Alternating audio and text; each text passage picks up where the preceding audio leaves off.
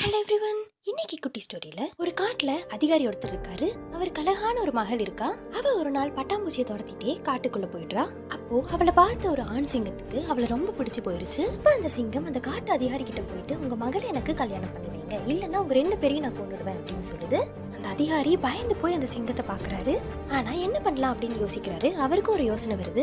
அவர் அந்த சிங்கத்தை பார்த்து, காட்டு ராஜா, என் மக ரொம்ப பயந்த சுபாவம் இருக்க பொண்ணு, உங்க பற்களையும் நகங்களையும் எடுத்துட்டோம்னா அவ பயப்படாம உங்களை கல்யாணம் பண்ணிப்பா, நானும் உங்களை கல்யாணம் பண்ணி வைக்கிறேன் அப்படின்னு சொல்றாரு.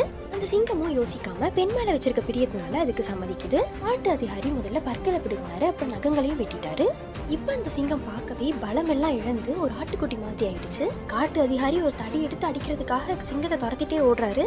நடக்காத விஷயத்துக்கு ஆசைப்பட்டா நஷ்டம் நமக்கு தான் அப்படின்னு தெரிஞ்சுட்டு தப்பிச்சோம் பிழைச்சோம் அப்படின்னு நினைச்சு சிங்கம் ஓடியே போயிடுச்சு. So the moral of the story is, too much of anything is good for nothing.